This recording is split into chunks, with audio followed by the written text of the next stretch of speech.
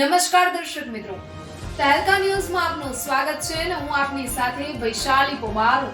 કરીશું નજર સમાચાર પર.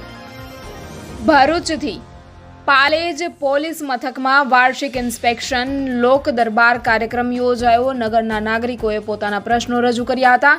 ભરૂચના પાલેજ પોલીસ મથકમાં વાર્ષિક ઇન્સ્પેક્શન તેમજ લોક દરબાર યોજાયો હતો.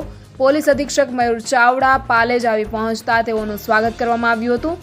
ત્યારબાદ પોલીસ અધિક્ષક મયુર ચાવડાએ પોલીસની સલામીને ઝીલી હતી. ત્યારબાદ પાલેજ પોલીસ મથકની વાર્ષિક માહિતી મેળવી હતી.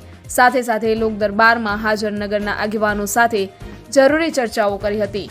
પાલેજના ઘનશ્યામ પટેલે હાઈવે સ્થિત ઓવરબ્રિજ નીચે વધુ એક ગાળો ખોલવા રજૂઆત કરી હતી. જ્યારે પાલેજના પ્રતિષ્ઠિત વેપારી સલીમ મેમણે 2.5 વર્ષ અગાઉ તેઓના ઘરે થયેલી લાખોની મત્તાની ચોરી બાબતે રજૂઆત કરી હતી. ઉપરોક્ત બંને રજૂઆતો બાબતે ઘટતું કરવા પોલીસ અધિક્ષક મયુર ચાવડાએ અધિકારીઓને જરૂરી સૂચનાઓ આપી હતી. રિપોર્ટર અવી સૈયદ, તહેલકા ન્યૂઝ, ભરૂચ.